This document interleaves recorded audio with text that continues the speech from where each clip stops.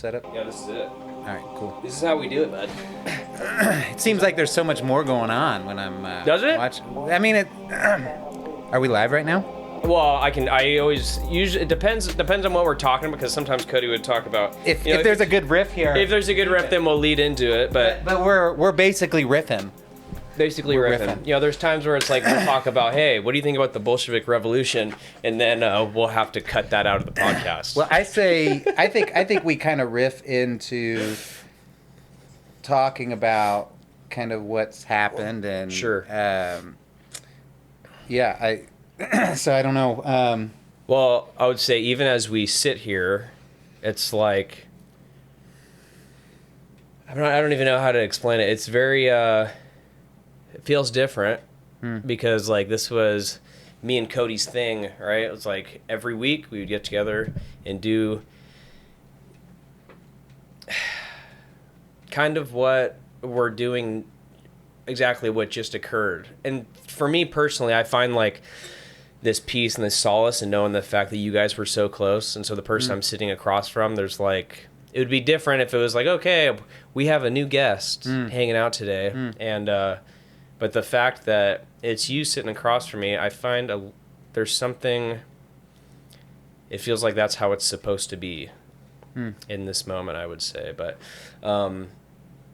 yeah, I really thought that something was going to come to me as far as like, okay, well, I have a couple weeks to think about what I would say to bring this on. And,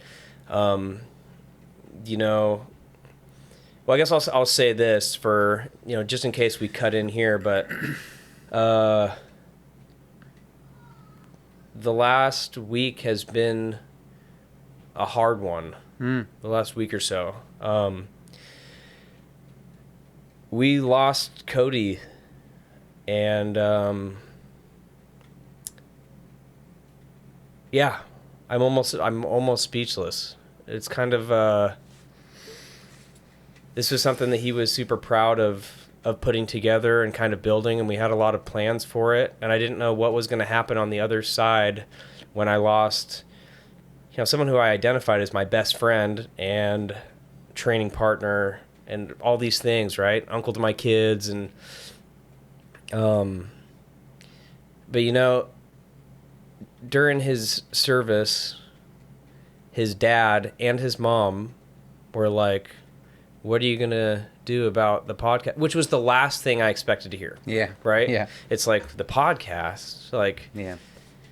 and he was like, Cody was really proud of what you guys were putting together. Yeah. And his dad like encouraged me, like, you like continue doing this, like this meant a lot to our son. And I don't really know,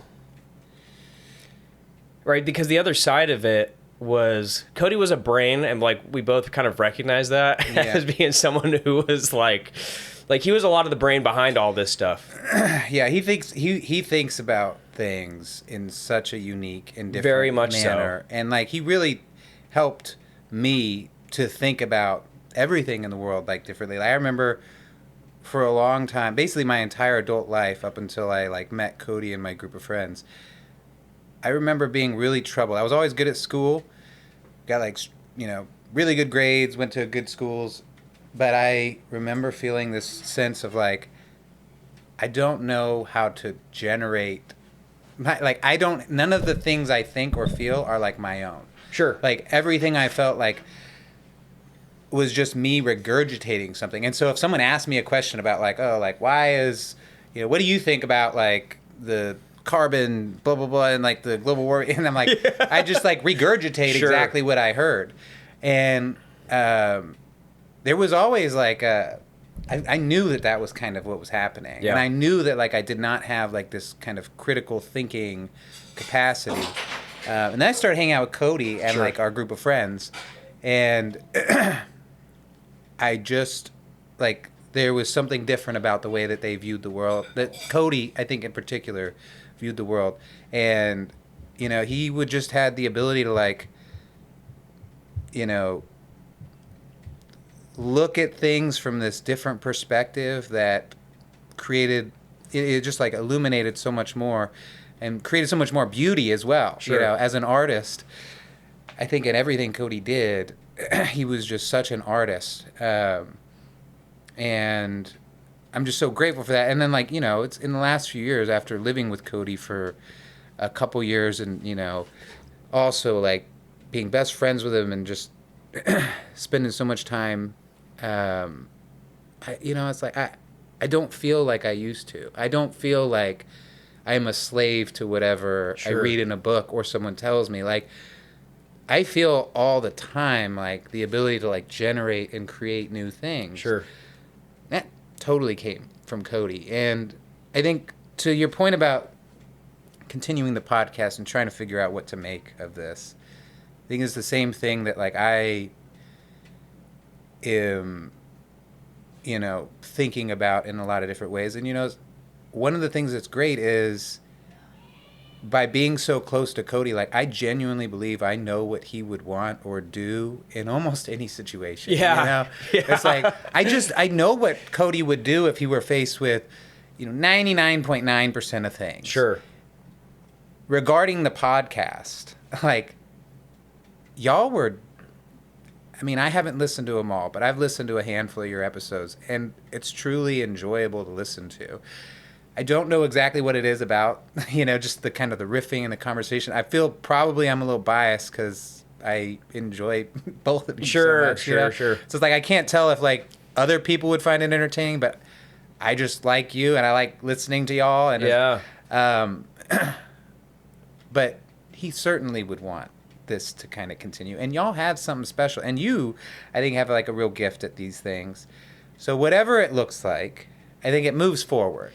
I think it moves forward. I think that all you listeners out there are going to start to realize, like, how dumb I am because so much of the original smart thoughts was just me riffing off smart stuff that Cody had to say. So it's like you were talking about, man, there's so many times where I feel like maybe I don't have an original thought. So there was, like, and I had joked about this with Cody, like, sometimes leading up to episodes, I'd watch and listen to other people talk about the topic instead of just sitting down. Mm-hmm. And I changed this about, like, halfway through the episodes that we did, where I'm like, you know what?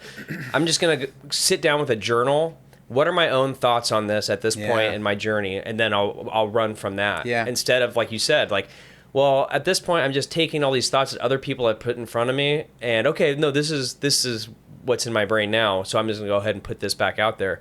And, Cody was not like that, dude. All of his thoughts were so original, and it was funny to me that he would sometimes, like, I would share a thought. There's one time specific, I think it was something about a little bit more political, and he said, yeah, I saw that video. And I'm like, oh, shoot, I got called out big time about that. I guess that wasn't really an original thought, and I kind of tried to pass that off as my own analysis, didn't I? Oh, my gosh. But that, like you said, like, those kind of moments that you have with someone where it kind of, like, changes the trajectory of the way that you choose to both, like, kind of consume information, but digest it more specifically and come up with your own original thinking on something. Yeah. And that's something that I am profoundly grateful of having the opportunity to know and develop a relationship with Cody. And one more thing that I will say, and then we can go into, our opening question. And for those, and I didn't do an introduction, but I'm sitting across from Matt Krause, who was you guys met at Jiu-Jitsu? Is that right? No, we met through a friend from my high school knew them and invited me basically to this libertarian meetup up in Seattle. Okay. And so Cody and there's, like, a group of, like, 5 of us that have stayed, like, really tight throughout COVID. But yeah, through this random political group, and none of us would identify as anywhere close to that now. Sure. But at the time in 2017, that's kind of where we were at. Yep. And it just, I showed up, I remember the first couple meetups, and it's just like, Cody's there. It's like, and people like Cody kind of critically thinking, like, it's like, these dudes actually, like, know what's up. These guys are smart. They're like good people.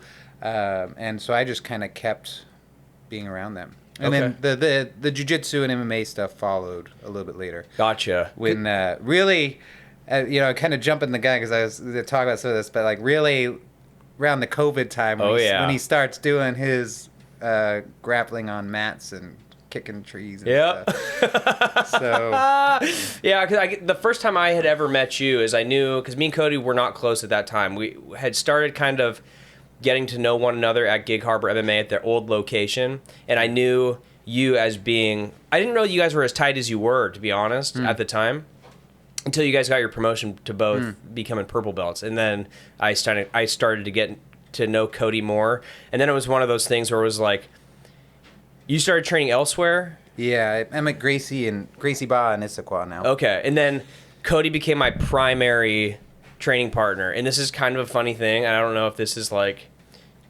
people shouldn't feel bad about this, but it was one of those things where even if I had a training partner, like, okay, Cody's running late or whatever, when Cody shows up, I'm breaking away and me and Cody are training together. That's awesome. It was just because he and I, we had a chemistry on the mats and the way that we like to work to like go through as many positions as possible. There was those days where we get like a little bit of a death match if we were feeling for it. Yeah. But we kind of went into it with this understanding that it was like, you know, certain pins and certain positions, we're going to play through them.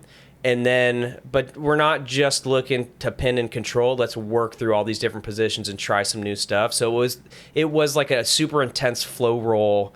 Like there wasn't this ego involved of like, okay, I have to catch Cody tonight or Cody has to catch me tonight. Yeah. It never really felt that way. It felt like, hey, we're going to get as many looks as we possibly can, get as much movement out of this round as we can. And I always identified with that.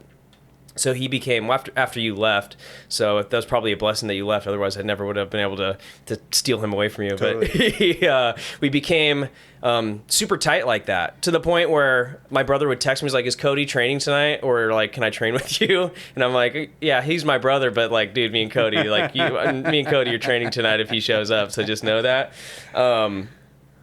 Yeah, dude. I mean, about the ego thing. Yeah. You know, Cody and I lived together for a couple years, and you know, even we were friends for like 8 years. Like 6 of those years, like whenever we're together, we are beating the piss out of each other. Yeah, dude. On the floor, and you know, it's like like I'm not exaggerating anyway. Like hundreds of hours spent on the hardwood in Cody's house, or at my house. Driving elbows into, like, just causing as much pain as possible. Not a single time was there ever any ego. Yeah. Not a single time did either of us get hurt. Yeah. And like, you know, this is like sharp corners, tables. Sure. There was just like always an element of like staying in this like, it's like not the yellow zone. Yeah. It's like maybe like light red. Sure. But, you know, it's like we had, you know, the relationship with Cody, I think similar with how you're talking about, there was just the ability to get to a point where you could really grow and learn. You know, you could really get in that, like, pink area. Oh, totally. You know, it's like, you go red, you know, it's like you get burnt out quick. Your rounds, you know, they're intense. They're good. Those are good for things. Sure. But when you're rolling for like 2 hours in front of like a YouTube video or something, you know, like some theological discussion for like 2 hours. Yeah, dude. Like staying in the yellow and pink is like really, really cool. Yeah. And I just think it's remarkable. I look back that not once was there any ego or pride. And what a blessing that is to like have someone that you can do that with, you know? Yeah. You feel like you were able to like take away a lot of that because like, you know, he used to crack jokes about me being like a knuckle dragger and all this kind of stuff. And I'm like, I get that a little bit. Yeah. Right? I mean, I feel like our styles are very similar. I felt that tonight. And I really benefited from Cody's style. I agree. Because Cody was much more loose. I think, you know, he just has like a more artist, you know, approach to everything. And I'm a little bit more of just like a kind of a brawler, I guess. Yep.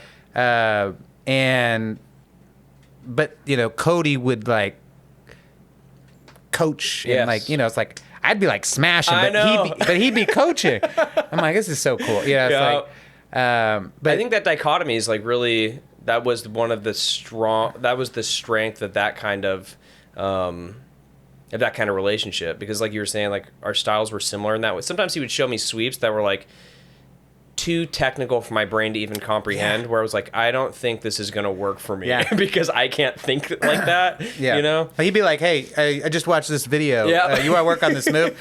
I'm like, I don't really want to just work on this stupid move. Like, I want to fight. I want to brawl. Like, let's do that. But you know, he's always just so gracious. I know. It's like when he asks to like work on a move, it's like, all right, begrudgingly, like I will work on a move.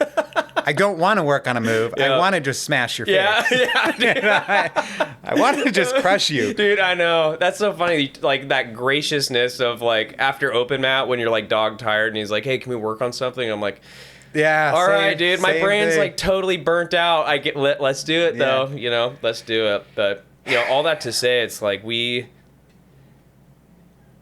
it's irreplaceable. Someone like that is totally irreplaceable. And but you know, a lot of beautiful things have come of it. And I will say this final point, you know, one of the things that came out of Cody's passing was realizing that I had a relationship with him that was unlike a lot of the other relationships I had with other men specifically, because there was a lot of nights where we would sit around and talk about how thankful for our relationship we were. And like we would explicitly say I love you to one another and things like that. So it was like when he passed, it didn't feel like there was anything left on the table.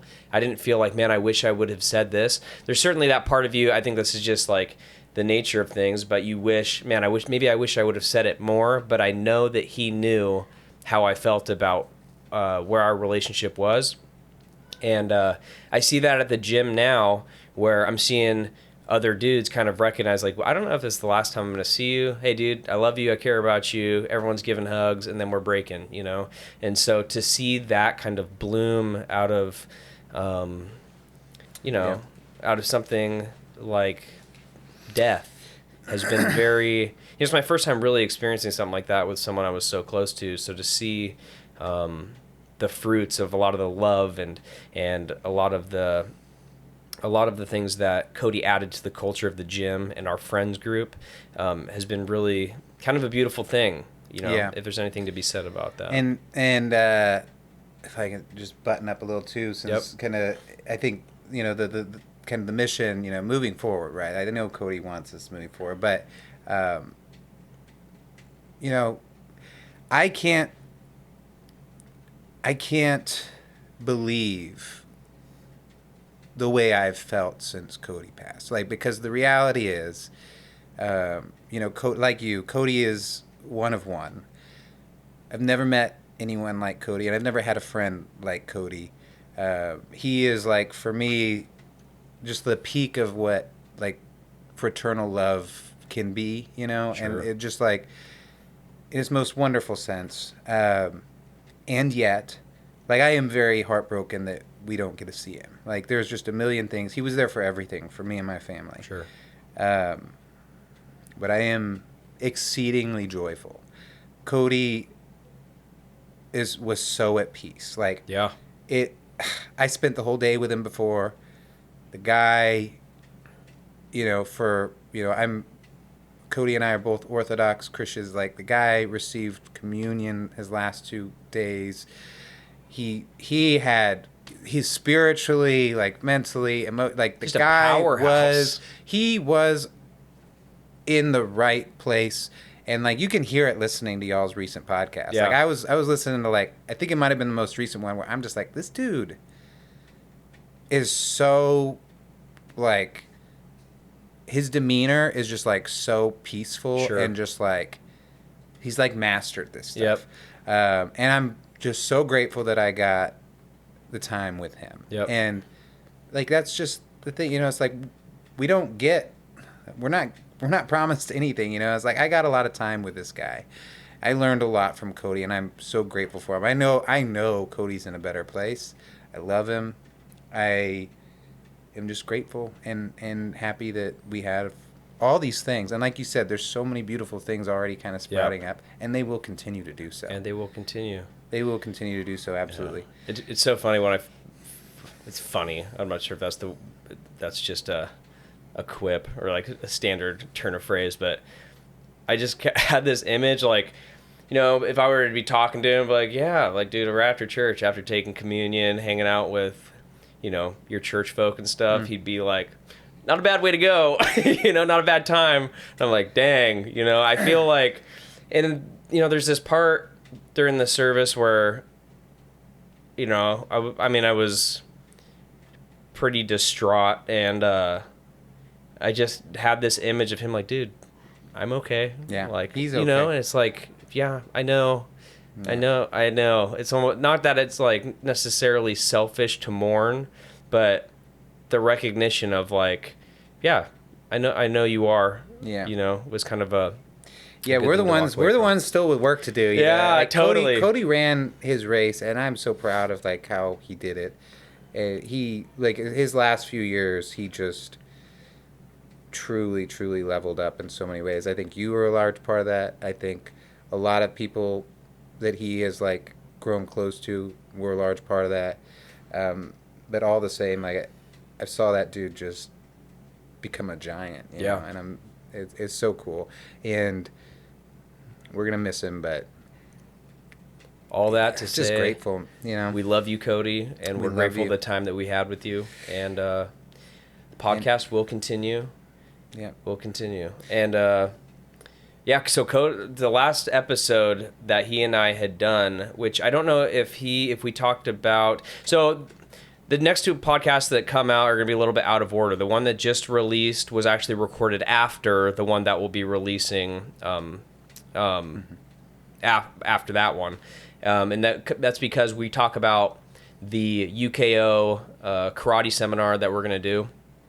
Well, that I'm going to do, and one of our black belts actually offered totally unsolicited to come help me out with it, which I'm very thankful for. So thank you, Big Nate, for choosing to jump on and help your purple belt out with something like that. I thought I was going to have to grab a white belt and be like, hey, dude, you're going to be my uke. I'll do all the instruction and stuff, and then we'll kind of run from there. But to have a black belt in the room is going to be incredibly helpful. Yeah. But his last topic that he wanted to talk about was gi versus no gi. It's like a timeless debate, you know. It is kind of a funny thing because I already have an idea of some of the things that he would have said about that. But, you know, typically we start off with a question of the day, as everyone knows. And Matt actually sent me like a awesome list of questions, a bunch of which could have been totally used as primary topics for episodes, which I find awesome because I'm going to tuck them away and then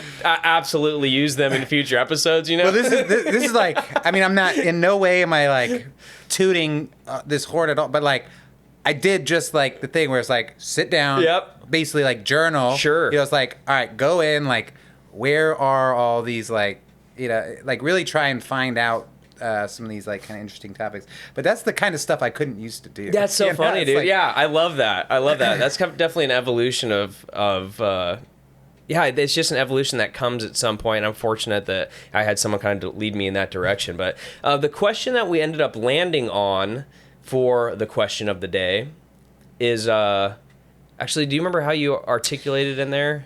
When I articulated, it was basically about getting over the hump. So, yes. Like, what or who caused you to take jiu-jitsu more seriously, and like really pursue it with a deeper passion. Sure. And I had suggested kind of looking at different, you know, stages of where people get hung up in things. But honestly, I looked at some statistics and things. Oh, you did? They're really crappy. Like it's hard to find stats. Yeah, sure. But I think there's a couple sticking points that I think we've all kind of like seen. You know, it's like white belt to blue belt. Yes. Is like, you know, if you stick with it long enough to get that white belt to blue belt. Like a lot of people at Trit at white belt. Yeah. But then I genuinely see like the real hump at like purple. Dude, like, once you get that purple me too. belt. That's very funny you say that because like I feel like there's kind of this. I'm so happy you said this because it's exactly how I feel and what I was going to say as well. Because the whole joke in like the jiu-jitsu sphere is the promotion to blue belt and then that guy disappears kind of a thing. And for me, that was never even on the table. And I don't think like I was never at a point where I'm like, okay, I'm done with jiu-jitsu, but there was definitely a lack of passion that started seeping in towards the end of my blue belt, my time at blue belt. And I think that it was like, we're doing leg locks and stuff today. And I'll use that as a little bit of a jumping off point because white belt through blue belt, I think that I had developed this skill set where I had enough of an understanding where, okay, here's these foundational principles that if I were to take this and really hone these in, then my ultimate goal when I started jiu-jitsu was like kind of self-defense. I was working as a cop at the time, and I just wanted to know that I'd be able to handle myself should something really pop off. And, if something were to happen where I was out with my family or whatever, I wanted to have the prerequisites to be able to handle that situation. And I felt like most of the things that you're going to learn at white through blue belt are the things that you're going to use in that type of situation. But as you start getting, you really are sharpening that sword the entire process through jiu-jitsu, but I thought that I had the foundational knowledge enough where I'm like, okay, dude, well, I have this. Now it's just like about time and really like kind of leaning into these little principles. But I was starting to learn, and I don't know how I started thinking about it like this. Okay, I've got this skill set where I would be a formidable opponent to 99% of the population. Once I got into purple belt, it was like, okay, now I need to start thinking about how do I address grappling with another skilled combat athlete or skilled grappler. And so it was kind of this mindset shift because when I first got my purple belt, it was like, am I really just going to be doing this same stuff over and over again? I feel like I kind of hit exactly where I wanted to be with it. But once I got purple belt, it really became, okay, well, this was my focus over here. So what do I need to focus on now so that when I get my black belt and I, God willing, I will be able to get to that point, barring some type of catastrophic injury or, or death or something like that. That I want to be able to get to black belt and be able to compete with other black belts. It's not, I'm no longer thinking about the untrained guy. It's almost like, okay, well, the untrained guy, you can touch his legs and he's going to fall over. You're going to get on top of him and be able to control him. So I think that finding that mindset shift for me is what reinvigorated this passion for me to continue to go in the gym.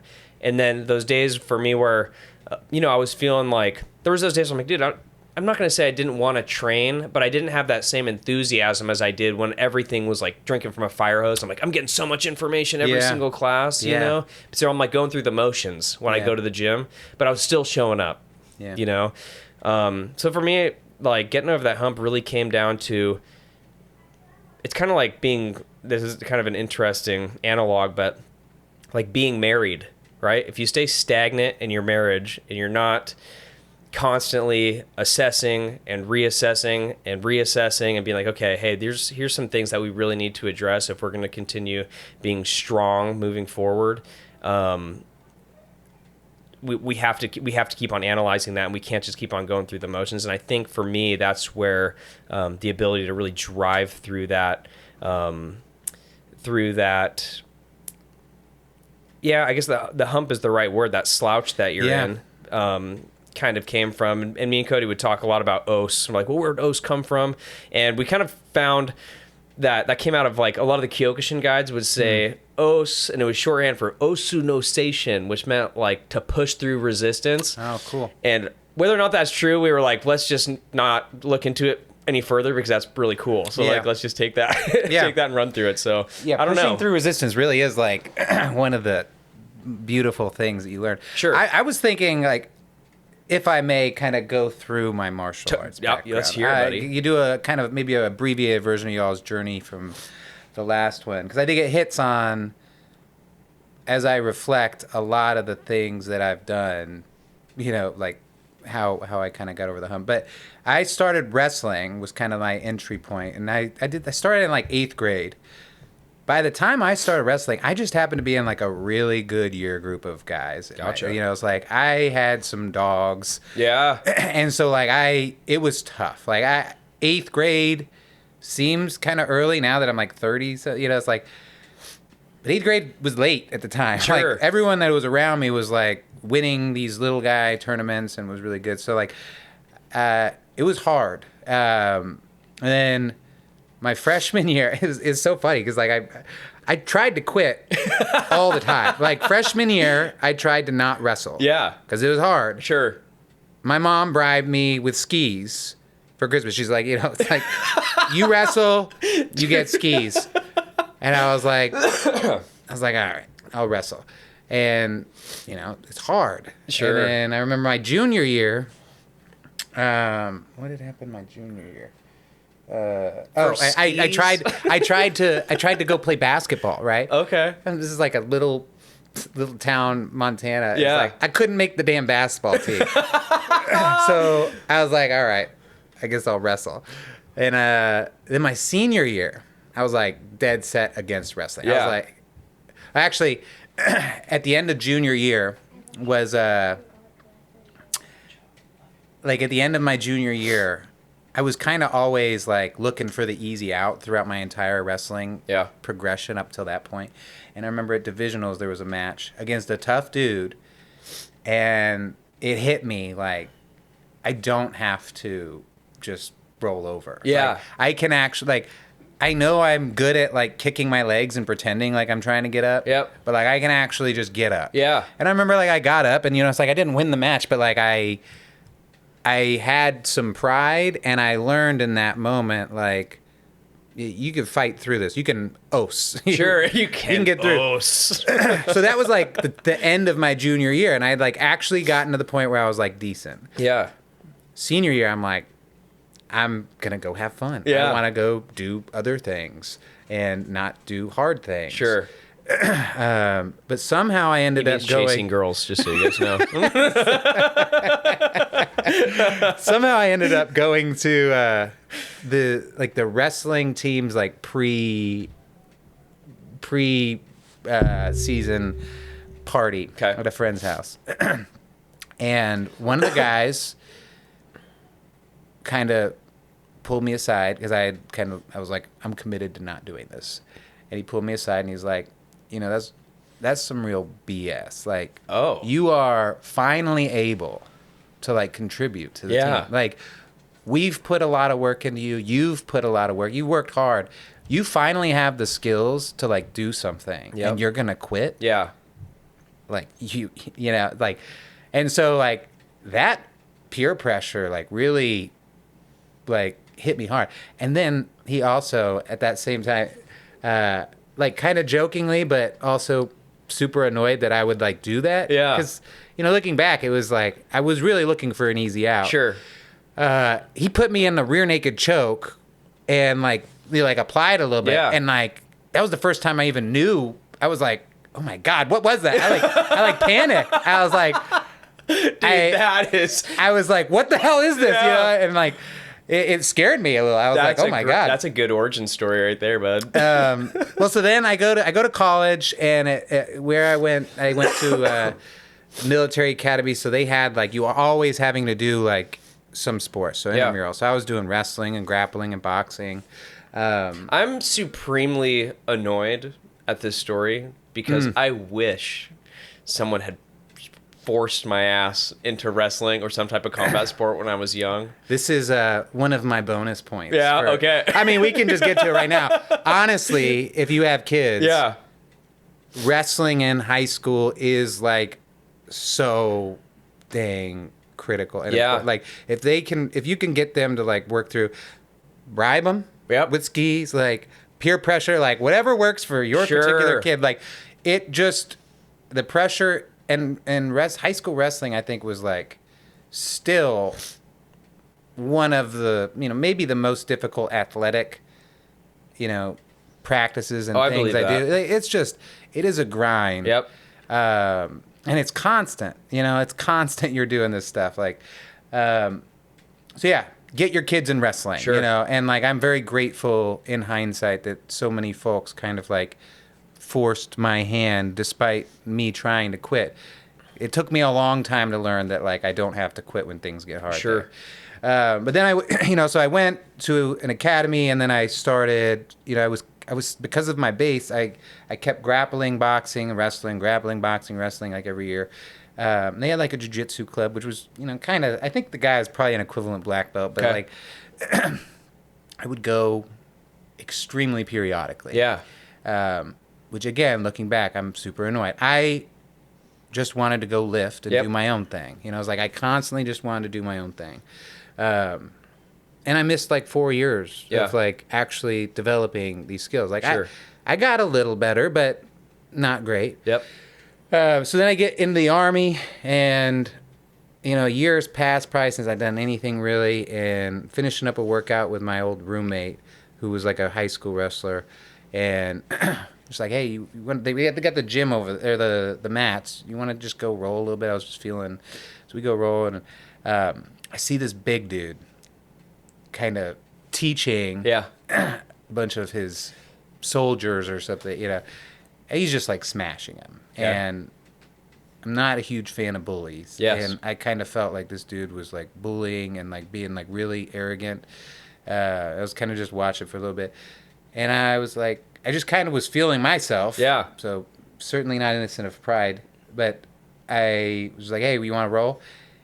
And I smashed the dude. It's Dude, like I just smashed nice. it. And so the next day I was like, I felt convicted. I was like, I have a skill. I was like, I'm not the greatest here, but like I am pretty good at this. I should see about honing this a little bit more. Yeah. Like I feel like I'm just wasting a lot of time and not doing anything. So I went and I found they had like a fight house where they do tournaments and training for combatives. And I chatted with the head guy there, Ben Westrich, who became kind of my coach for the first handful of years. He runs a school in Colorado Springs. But so I walk in there and I'm just like, hey, can I be a part of this? And like, just like show up, essentially. I think a lot of the places I've been in, the underlying thing is like show up. Yeah. So I would show up, and basically I had the opportunity to like go compete on the All Army team, and so like for a few months there was like a couple stints where like for a few months all I really did was train. I would go like do PT at the fight house. We'd go do cardio. We'd go fight up at the Air Force Academy wrestling team at lunch. We'd go get like soup or salad or something for like late lunch, and then we'd go back to the gym and train. And we did that for like 2 or 3 months. Dude, Cody used to talk about the fact that you were like a savage dude, which used to make me feel some kind of way, because I thought I was kind of a tough guy.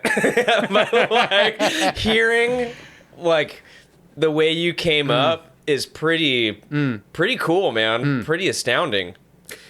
Yeah, well, I will say at the All Army tournament, it's like there were like black belts getting, knocked out in like the first couple rounds. It's like it's high level competition at like the actual like main thing. And I did fine. I think through that I got my blue belt. I think a little bit after that I got my I took my first fight. Okay. But then I think what happened was, deployments, marriage, moving all over, ultimately kid, divorce. I blink and like 7 years have gone by. Gotcha. And I like really haven't done anything. Yeah.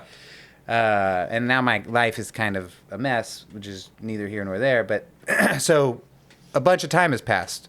But I've recently met this group of friends with Cody. Yeah. And I think, this is early COVID now, and Cody invites me to go roll around on a mat in the middle of a park. Yeah. And this is like when our friendship is really budding. And I remember just being like, who the heck is this dude? Like, this is so awkward. Like, all these people are looking at us and judging us. Yep. But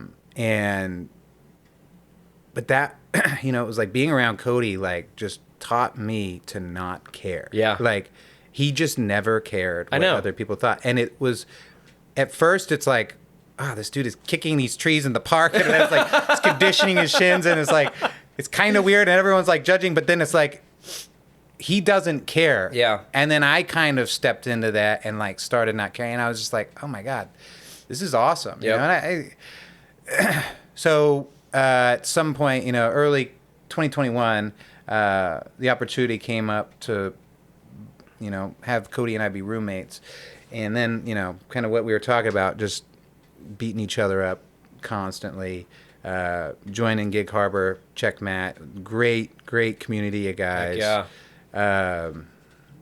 And I took a few fights here and there, but I think there were a few like kind of lessons. One of them we already hit. Yes. Get your kids in wrestling. Yeah, totally. So pivotal. Like they don't have to love it. They don't have to be great. I wasn't ever great. Sure. But it's paid so much dividends and allowed me to like make all these moves later on. Consistency. It's like just find what your schedule can allow. Yep. And just chip away. Do not let 7 years pass. It's like do not let large chunks of time pass between making a small step forward. Like you got to just chip away. And so I could have been much better about that had I like, just been a little bit intentional about like carving, hey, a day a week, I'm going to do this. Yeah. But you don't set that time aside. You don't do it. And man, you blink and life goes by. So show up, be consistent. You don't have to like make huge strides. Some days you just don't feel it, but that's all right. Goals. That was one of the things that happened with when I was living with Cody was like, I deliberately was like, and I had like a little Instagram thing for like my fighter.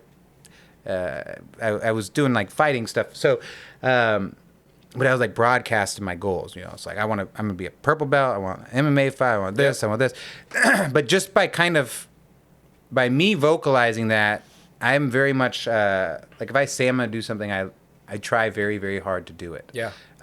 And so that was like an accountability thing for me to like really push and strive. And setting those goals, I think, helps just like, it just helps the whole road to get there. It's like, I know what I need to do this. Yep. And I've spoken it. I've told people to do this, that I'm going to do this. And, I really hate saying I'm going to do something and then failing to do my best. So, Sure. The goals were huge. And then the last, I think, thing was like community. For me, it was really Cody. Yes. That lit the fire for me. Yep. I owe so much to him. And like, particularly as we're talking about martial arts and jiu-jitsu, it's like he lit the fire. He showed me how beautiful this thing is. And, he taught me to understand it in a completely different way than I ever understood martial arts. And but then also with that, the group of guys at Checkmat, the group of guys in my gym at Gracie and Issaquah, the group of guys at the Warrior Fitness Center in Colorado Springs, like I've had great communities, but I moved a lot. Yeah. I kind of by function of my path, I kind of snipped the community piece up a little bit. But then when Cody came in and like he kind of built a bridge at the Checkmat place for me. I came in and like everyone knows and loves Cody, and I'm like Cody's boy. Yeah. And so I was just kind of like warmly embraced by everyone.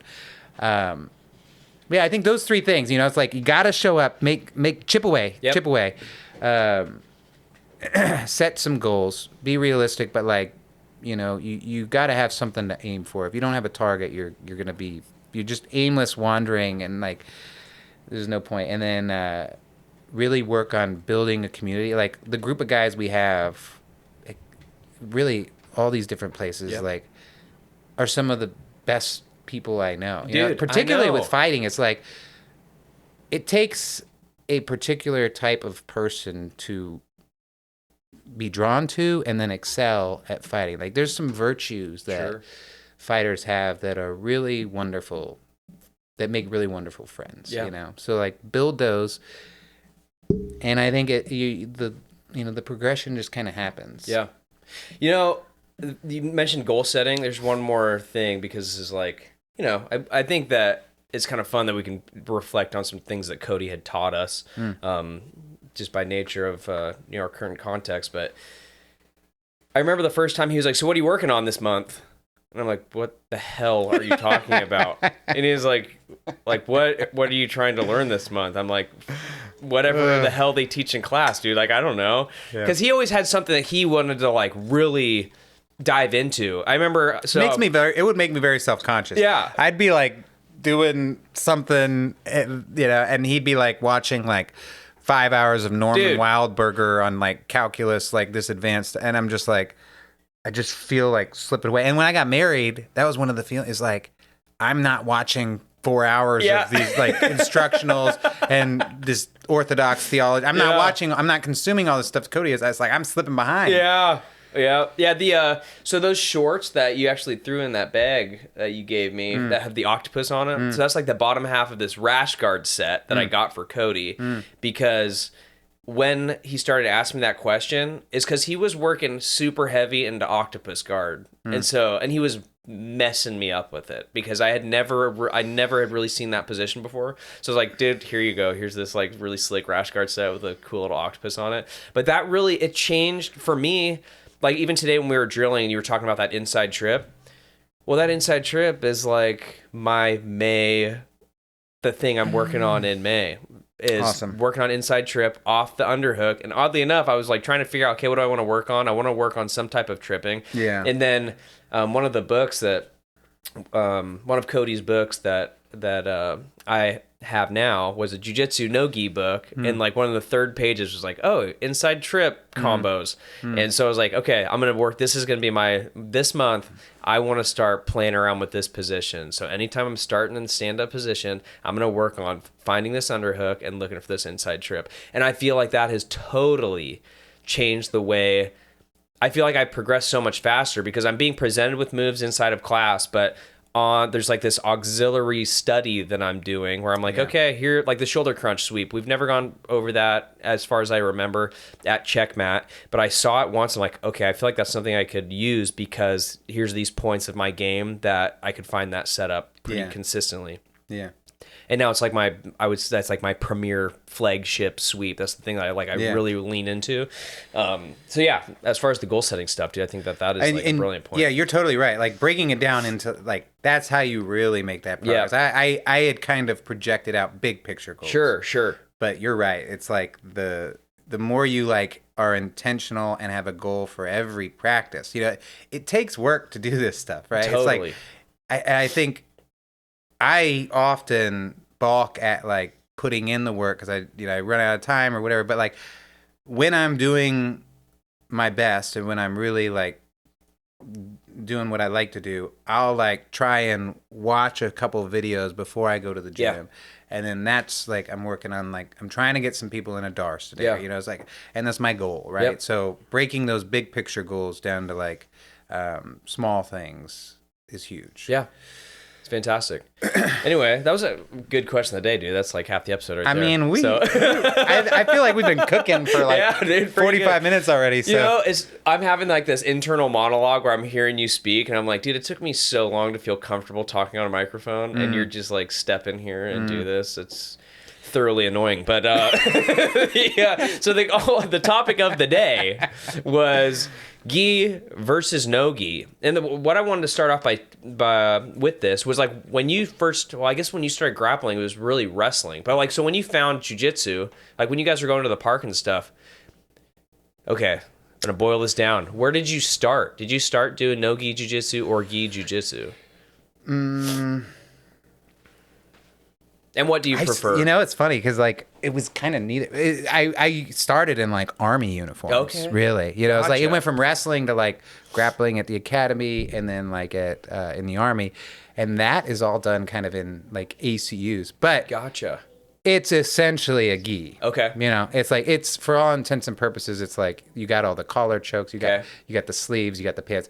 It's a gi. Gotcha. And so when I actually like started training, it was kind of both of them. Yeah. What do you prefer now?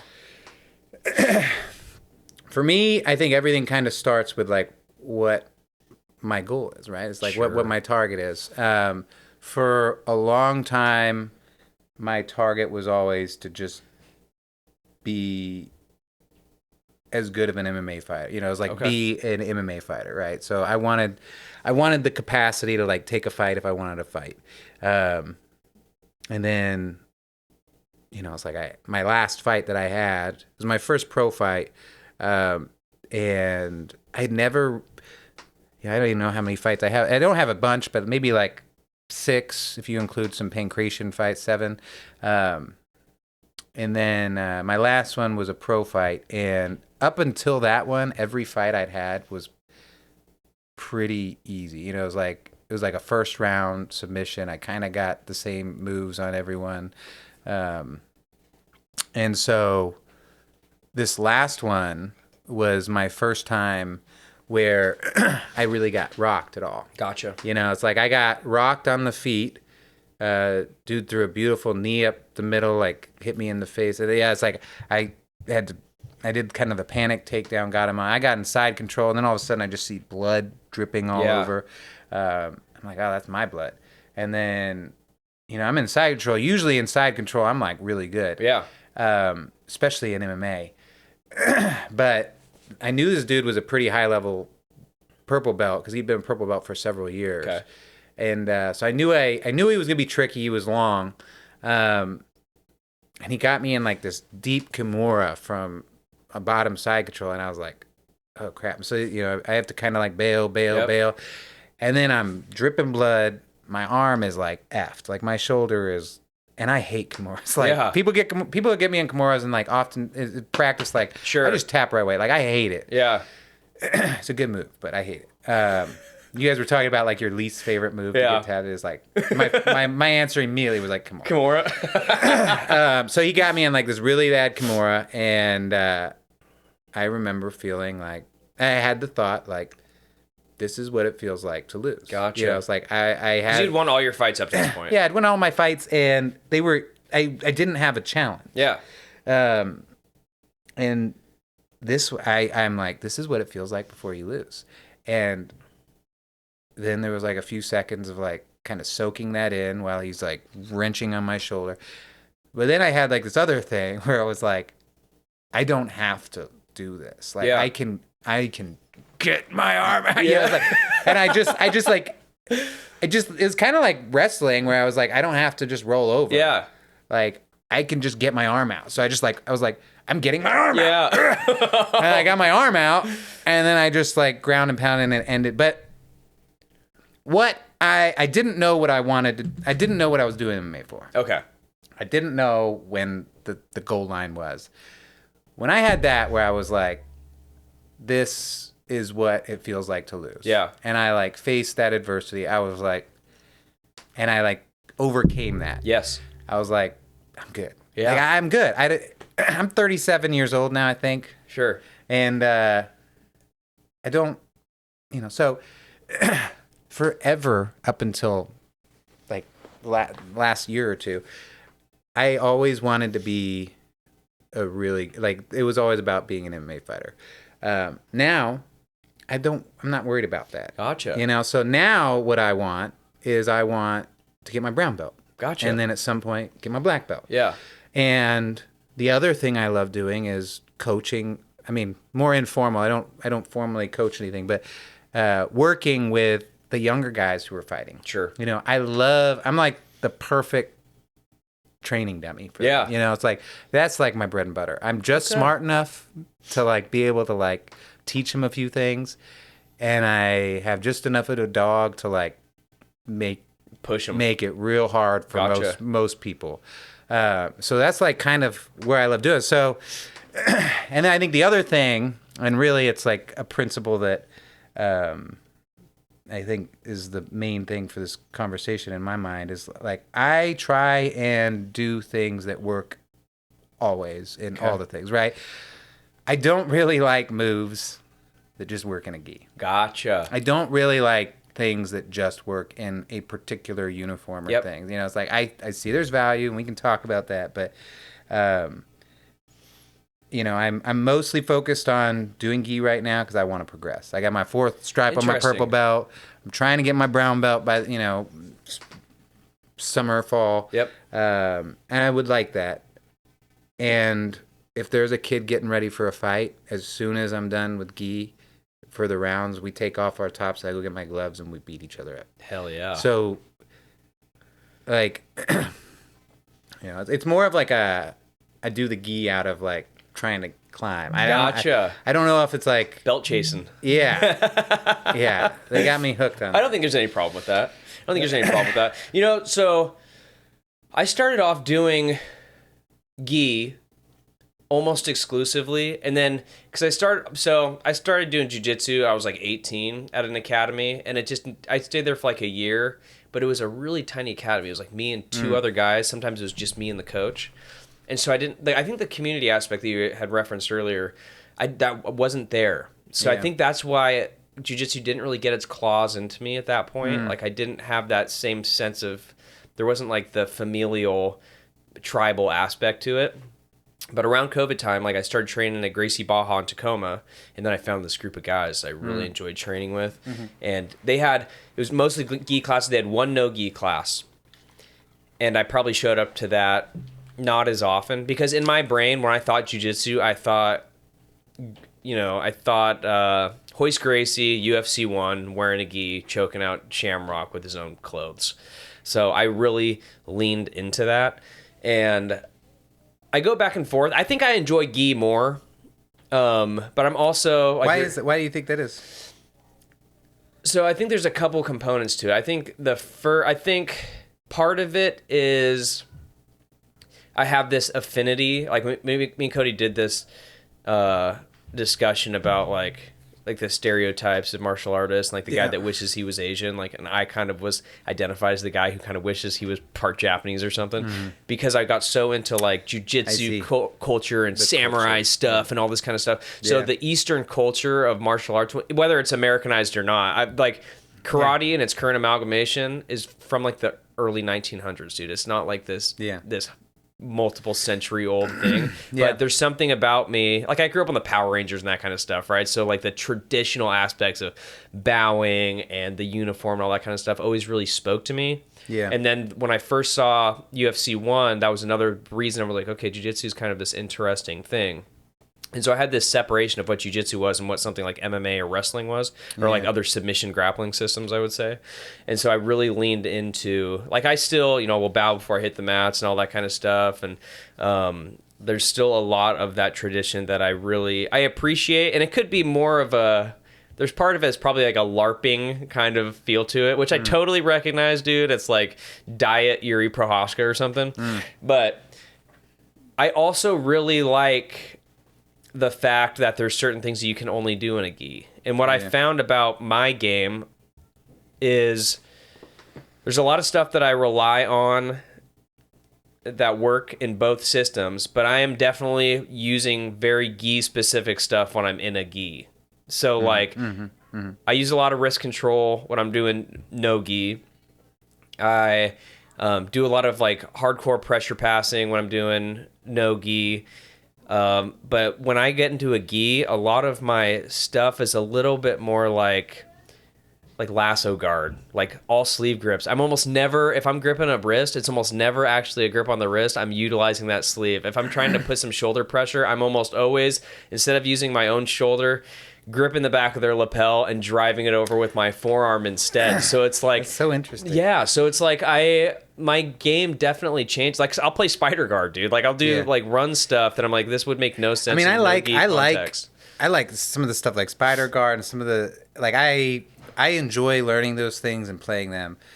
But like what you're talking, like I always default to like doing the thing that I can also do no gi. Sure. Because, and again, I think it's probably because like my whole mentality is like focused on like the MMA side. Sure. And so, great, I learned this gi move.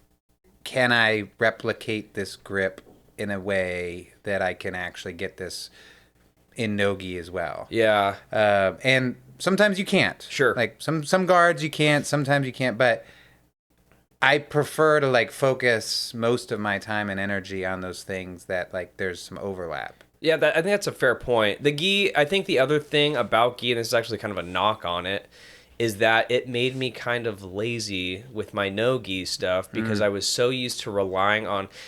I think that a gi can be an equalizer, right? So it's like if you have two athletic dudes and it's no gi, And then like when sweat starts going and that kind of stuff, it's like you might have a chance to survive this round, even if the other guy's like relatively high level.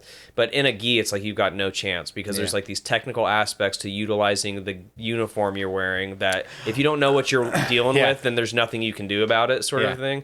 But I do feel that it took some time for me to really embrace being more powerful in like my top control stuff, because a lot of my gi game was based around using their gi and setting up traps, like different chokes. Like, oh, you're going to pass here? Well, I have this baseball bat choke already set in, so go ahead and pass. But there's not, that kind of stuff doesn't really exist in no gi in the same way, where I don't feel like I can be as dangerous off my back in no gi as I can in a gi. In a gi, I feel like, oh, you're on top of me, you're not winning. But in no-gi, I'm starting to recognize now it's like, I need to get on top in order for me to actually feel like I'm in a dominant position.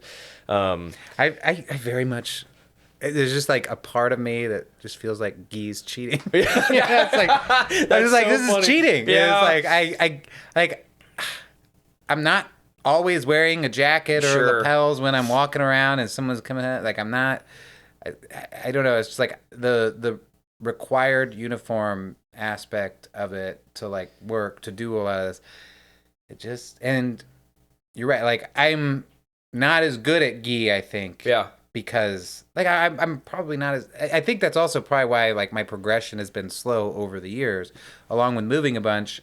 Like my style is just more gi, like no gi, and I think a large part of that comes with the wrestling. I think wrestlers gravitate, at least initially, more towards like the no-gi style, and I think those people who come in later, because there's like such a skill differential on like the no-gi front, you can compensate a little bit with some of the tricks and the things on like the gi. So I think I see a lot of newer folks gravitating more toward the gi. And you could become pretty lethal like that. But like if we're in no-gi, I don't know. It's like I think I level up quite a bit. I think that it makes more like, so I guess this will be my question, like a kind of a follow up, but we have another 20 minutes we can go or so, 25, 30, whatever. I used to think that, hey, start in a gi, but I don't think I think that anymore. Like if someone were to ask me, hey, how should I start training? If I could only pick one, usually, okay, I would say do both, right? Because chances are you're going to love one of them. And so that might just keep you training. But I think you almost need better, you have more universal fundamentals, which I guess is almost like, I'm not sure if you even need to use both those words, but there's more fundamentals that are prerequisite to being a good grappler in no-gi than there is gi, because you have less things like at your disposal. So the things you do have at your disposal are things that will carry over into training in the gi. So it's like when it comes to like top pressure and top control, okay, but you don't have these crazy weird grips. You can't use this at all. So you need to really learn how to use just your body in order to maintain these positions or find these positions or find these submissions. So I feel like I would almost push people more in that direction. But I don't know. How do you feel about that? I think, it's like the gi, especially as you're starting out, I think there's something, like you're talking about with the cultural kind of thing. Oh, yeah. I think there's something cool and perhaps like beneficial as like an entry point if you enter with the more traditional. Sure. And then I think the other obvious characteristic or differentiation between the two is like, at least it seems obvious to me, maybe it's not, but gi requires much more like defensive prowess. Yeah. And like you can get away with a lot of stuff in no-gi that you can't get away with in gi. Sure. So, it depends. I think like I think it's probably a good thing to like develop more defensive skills. It's like, but think the best way is wrestling. Yeah. And then get your kid in. Statistically, that's probably correct, gi. right? Yeah. No, but I think gi's probably the best entry point if you. Yeah.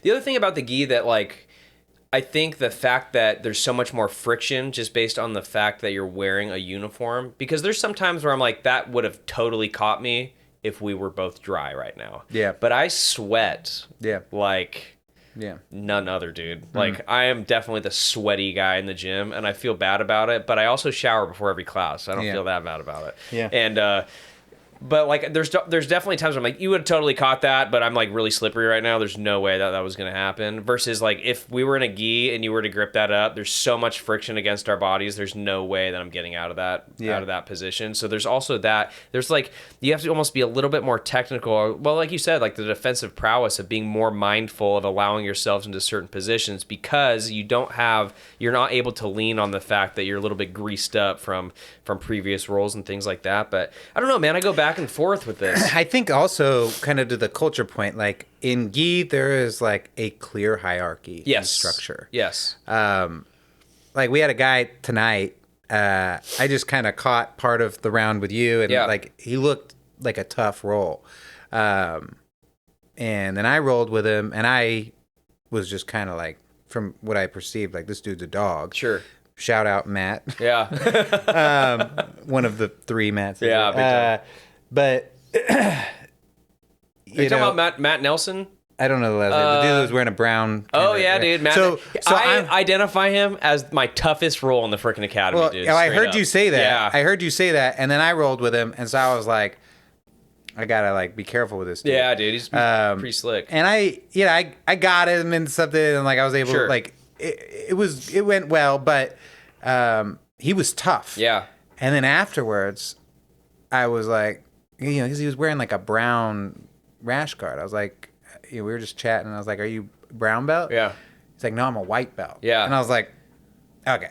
Yeah. Like that's crazy. Did he give you the asterisk on that? Well, he said he started, but this is the thing, right? Yeah. No gi is a little chaos. Yes. No gi is like kind of chaos. And I think in terms of like an art form and like kind of stepping into something from not having experience and like coming into like, coming into a gym. Yeah. When you're trying to like test the water or something. Stepping in where there's like a little more hierarchy, a little more structure, a little more culture, a little more defensive requisite, like seems probably a decent start. And then, things are a little bit more free with the no-gi stuff, know. The gi stuff, when it comes to the hierarchy, so there's two sides to that for me. Like when I was a white belt, getting stripes, dude, so I was at Gracie Baja, and then I think I got my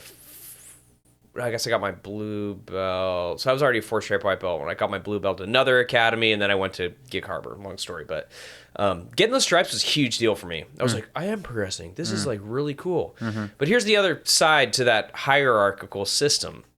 There's been times where I'm like, I'm walking in here as a purple belt, and I'm getting fucked up real bad, dude. And I'm like, guys that are not my rank, like, okay, this guy's like a 4-stripe white belt. Why is he giving me such a hard time? And, I say that I'm getting messed up by these guys. It not quite messed up, but it's like, I feel like they're giving me way more of a problem than they should be if I'm a purple belt and they're a white belt. And for like, that's an ego thing, big time ego thing, like an internal. I mean, it seems like what's the outcome of that? Or what's accountability? Yeah. Right? It's like you have to like show up and put up. Totally. And, like you're not going to win all the time. Yep. Like there's going to be white belts that like tap you. It just happens. Sure. But not to me, dude. Maybe to you. It's been a while. Yeah, Matt tapped me tonight. It's been a while. Yeah. But it does kind of breed accountability. You gotta show up, and I don't know. I don't really see it as a bad thing. Sure. No, I'm just talking about me, my own feelings, dude. Because it's like, F your feelings, bro. Like going into no-gi, it's almost like because you don't know, and there's an aspect to that I really appreciate, because sometimes I feel like I get in my own head when it comes to that rank. Like, man, can I really carry this belt and all this kind of stuff? But when you go into a no-gi stuff, unless you like explicitly ask what their rank is, which is almost kind of like a weird thing to do sometimes, where it's like, oh, what rank are you? Yeah. Right? It's like... Yeah, I did it. Well, why? Because I did I'm it good or like because 10 I minutes suck? after rolling with a dude, after like having a good conversation. Yeah. It was like, and there wasn't a lot of people, but like, I'm not just like immediately. Yeah, in my like the context of what I'm saying is like you're either asking that because I suck and you want to know like did I just beat up a purple belt, or because you like as I'm better than you and you want to know that you're a lower rank than I, so I should be being beat up by you. Well, you know what the other reality though, and I've had this awareness because I don't think there's any like white belts anymore that are like real tough. But there are some blue belts in my gym that will still tap me from time to time. I was like, where the heck am I going with this?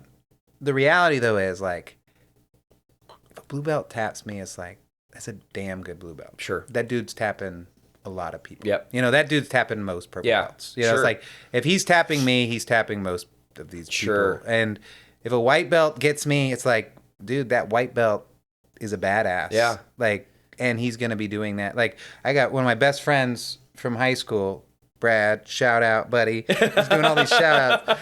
I'll clip that.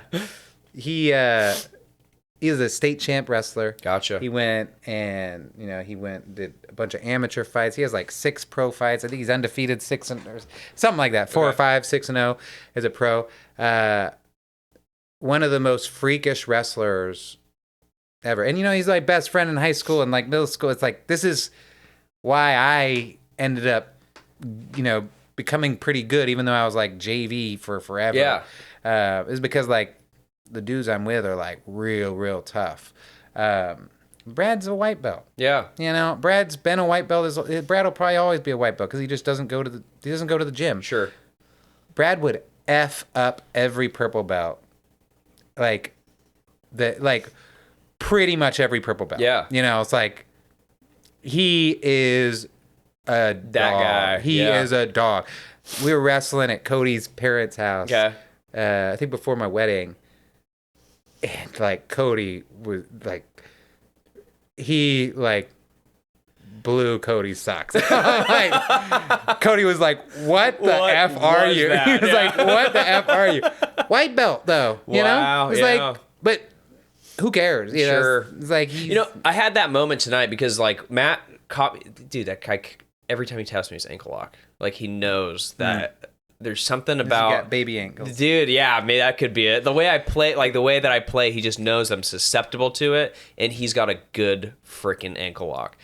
And the first time he got me with him, I'm like, that sucks. I was like, of course, I'm like, jovial, it's all good. But like in my brain, I'm like, I cannot believe I just got subbed by a white belt. Like that sucks. And Matt's my boy. I freaking love that guy. And then tonight, I noticed this change in my, like, where it was like, he caught me, and it was like, dude, right on, because Matt's my friend. It's like, I want to see him get good at jiu-jitsu, and he's rad. Like, I say this pretty consistently. That guy is my toughest role in the gym. I don't know if it's, like, because his game is so antithetical to the stuff that I like to do or what it is, but like that matchup for me, it's a really hard puzzle to unwind, like trying to address the stuff that he throws at me. And but I walked away from it, and I legitimately felt happy for him. I was like, dude, that was super technical, super tight, and you earned that all the way. You know, so it's like finding that, and then it's like, it's way better to feel that way. Like in your spirit, it feels much better to feel I'm that trying to think analogously of like when Cody taps me, like if I'm really just delighted that he tapped me. I don't know if I have some growth as a human. Let me tell you something. I was never happy when Cody tapped me, okay? Matt is different. When Cody tapped me, Cody, one of the things that frustrated me about Cody was that he had sweeps in positions that I didn't know what the antidote was for them. Nerd. Yeah, dude. I just could not. I didn't know what they were. So he'd be like, "Oh, this is just a wedding sweep, dude. I use it all the time." And I'm like, I don't even understand how I'm supposed to untangle and disengage in order to find new positions off that. And so he would hit it, and it would sometimes be like a slow burn. And in that 3-second period while he's sweeping me, my brain's like, I cannot believe he's sweeping me right now. This Totally. is so annoying, you know? Yeah, Totally. but he and I, we didn't catch each other that often because, like we had talked about previously, we trained together so often that we knew what to look for, like what we were setting up. But he was always a little bit ahead of me with that because he studied so hard. Yeah. So it was like, okay, I've never seen him do this before. This is really, I have no idea what to do here. There's that panic, but yeah, I think we all have. I mean, growth. we didn't really ever like. I just like causing him pain. So it was like I wouldn't even go for submission. Dude, like man, dude, he is about so that. tough too. Yeah, I know. So tough. Like the stuff I would do to him with my elbows and knees and like, I don't do that to anyone. Sure. And he was like the special candidate. He knew. But, it's like this. I mean, I say unspoken, but it wasn't unspoken. Yeah, We talk about it. sure. Like he knew exactly why I would do that to him, and like it was just like we knew why we were doing those things. It's like I'm developing like the ability to like really focus and apply pressure in precise points to cause like maximum like panic, pain, and like just defeat people. Yep. He is working on like getting tough as nails. Yep. And he was, I was like, but I wouldn't even like go for submission. I'd grind my elbow until he quit. That's so funny that you say that because when he would talk about your game, that's precisely what he would say about you. Is like times where you were just driving like pressure points into his body. And it's like, I don't even know if that's jiu-jitsu, but I really don't like it. It's like, dude, I love that. It's true. It's true. I'm not sure. I mean, that's probably why 15 years later, I'm still a purple belt. But. Oh, shoot, man. But I think that, did you know when you start jiu-jitsu, you're going to be, we'll go 8 more minutes. Did you know that you were going to pursue black belt? No. I actually was just talking to a buddy today, and I'm like, I think the fact that like, I'm arm's reach away from my brown belt, and I feel like I've about earned it. Okay. It's like when I got my purple belt, I felt I had earned the thing. And I was actually a little annoyed that it took me so long. But that was mostly because of my own moving around a bunch and like, it was my issue. But like by the time I got it, I was like, I've done this. Yeah. Like, dude, I was winning blue belt tournaments 12 years ago. Sure. I'm mostly frustrated in myself. Brown belt, I think I'm close. Like I feel I've almost earned it. Okay. And I don't think I ever really saw myself as like brown belt or black belt. Yeah. It's only been like since, definitely no earlier than like when Cody and I picked things back up in like 2021. Like that would be the earliest I would think I had this as a goal. But once I got purple belt, I'm like, this is just my lifestyle now. It's like I just gotta fit this in somewhere. And my wife's very accommodating. Yeah.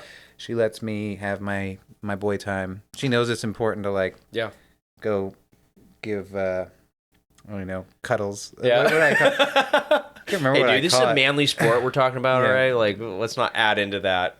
Yeah. Gosh, I can't remember what I call it, but anyways. Did you feel when you got your blue belt, did you like I deserve this? I was a little early. Was it? I think it was probably about the right time because, like I said, I was doing those it was like constant training. Yeah. Like months and months. And I think I'd been like doing that for like maybe 8 months. Okay. And I'd had some grappling at college and my wrestling. And then immediately like I'm competing in tournaments and winning blue belt. So I think looking back, it probably was about the right time based on the amount of work I'd put in. Gotcha. But I was putting in so much work in such a concentrated time. Like I was literally like living a pro fighter life for Gotcha. a couple months. It was like that was all I was doing. Yeah. And so I progressed really quickly, but it was like 8 months. So Gotcha. that seemed quick. And when I got it, I was like very surprised. I think Okay. like I think I had heard y'all kind of be like, I didn't even know. Yeah. And how cool we all got our purple belts from Chris Stone. Yeah. Yeah, so it's a great spot. Yeah. I got my blue belt. I don't think I deserved it. That's the thing. But this is a different, and I don't think you listened to the podcast. So I listened to this one. Did you? Yeah. Well, like, this was your small gym. Yeah, and I'll say a couple of things about it off air, but like I just don't want like the professor to like hear this and then think some kind of way about it. But I had just come from Gracie Baja, and then I got into a position where I was like, my income had been kind of like sliced because I was changing jobs and all this kind of stuff, and I needed a place to train, and I was traveling across the bridge, so my tuition was doubled because I was training 5 days a week because of the bridge toll. And so I started with this little gym. I was only there for a few months. Most of the days, I was sitting with my back against the wall watching kids train.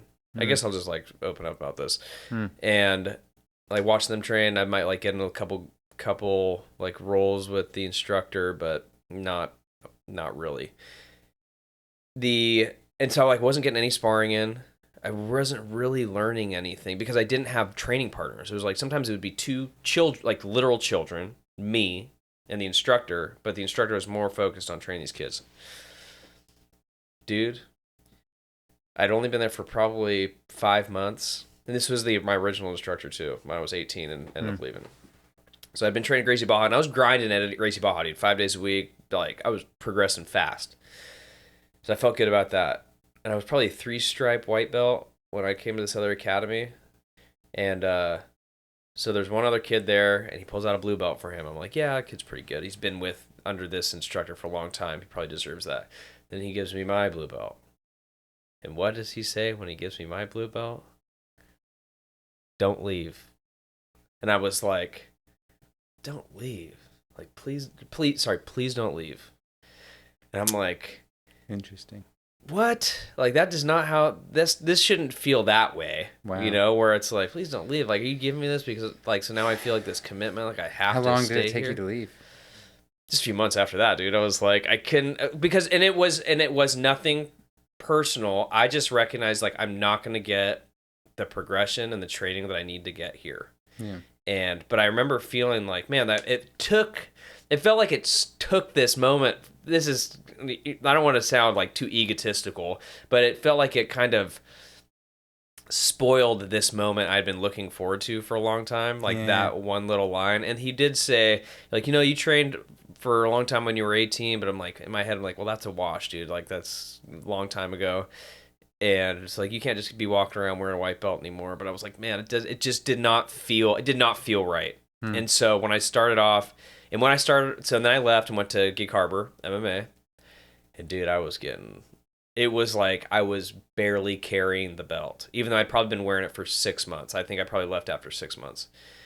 I'd only been carrying it for probably 6 months, and I felt like, dude, I don't even want this blue belt because the guys at Gig Harbor MMA, like some of those guys were tough. I remember when you started coming to Gig Harbor, and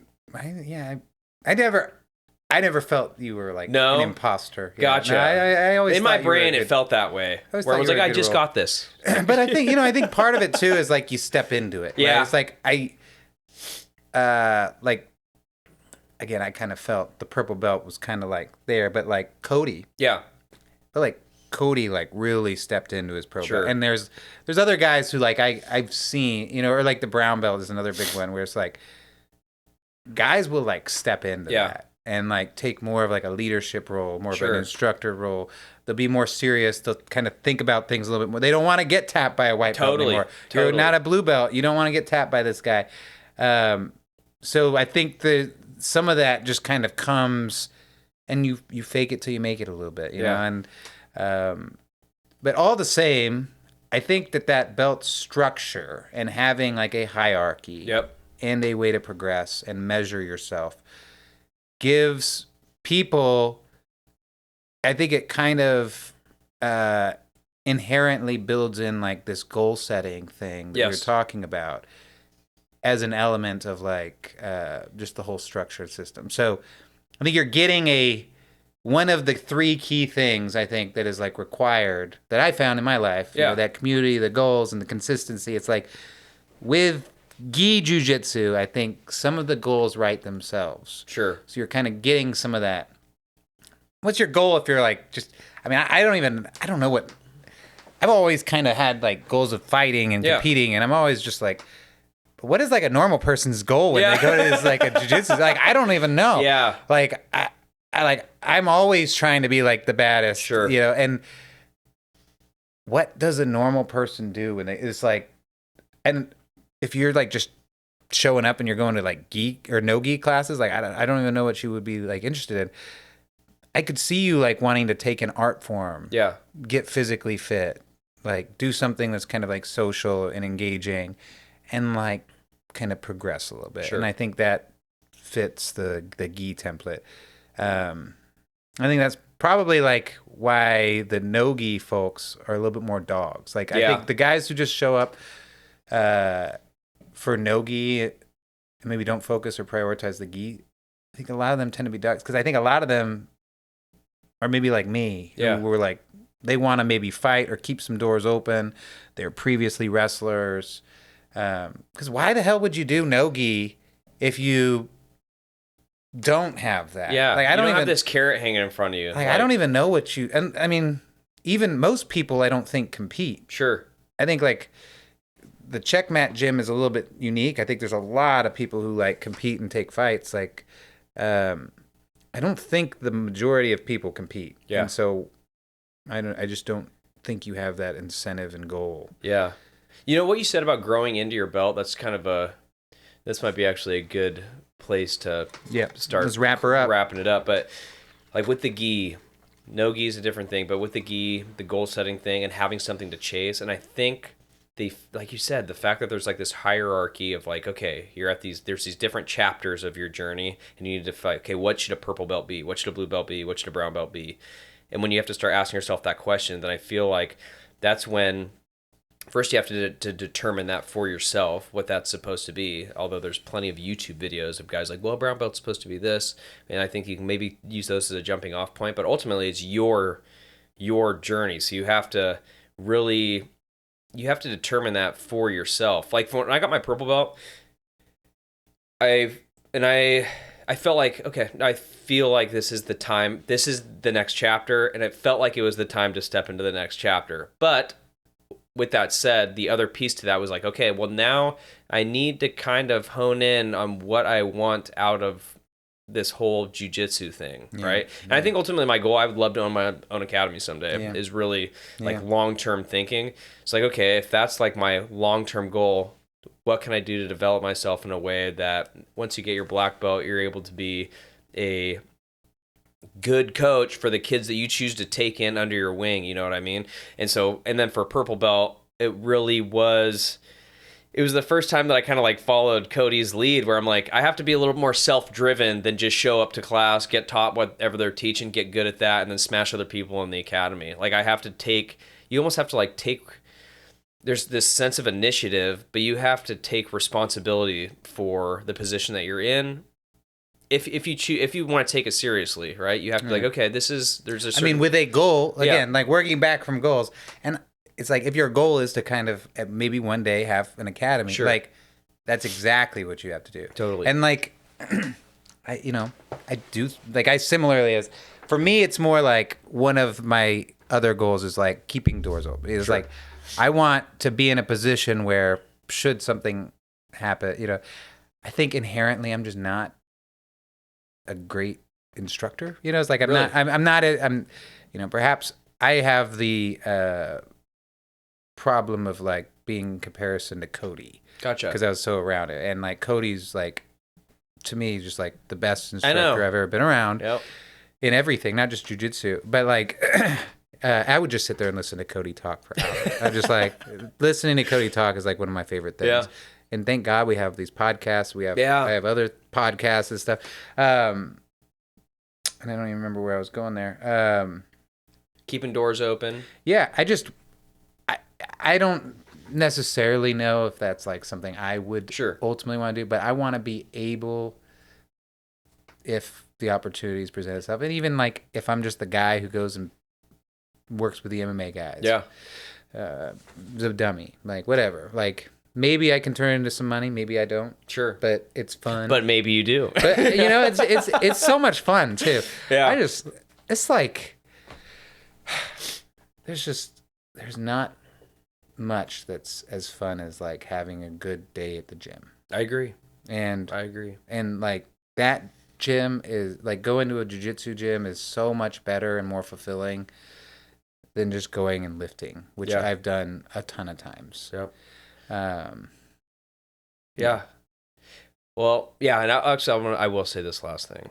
Wait, the week after Cody's service was like,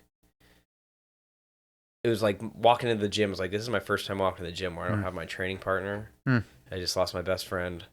What is this going to be like? And there was moments where like, I shed a few tears during the course of, a little bit before, a little bit after, but during the rolls and stuff, it was like, and I was talking to Preston about this, where it was like, we should feel really blessed that we found this hobby, that when you're doing it, you get this momentary like place in time where you're not thinking about anything else. Like even if you walk in there with like these stresses when you're rolling, and there's some times where like it might leak in a little bit, but a lot of the times it's like this feeling of you're finished with a roll, and it's the the endorphins, but I think there's this spiritual aspect to it where you're so hyper focused and involved in something that you're no longer burdened by the weight of the world and all the things that are going on. And I think that that's kind of a beautiful thing. Yeah, it's like that full mind, body, like the prep. It's like everything like kind of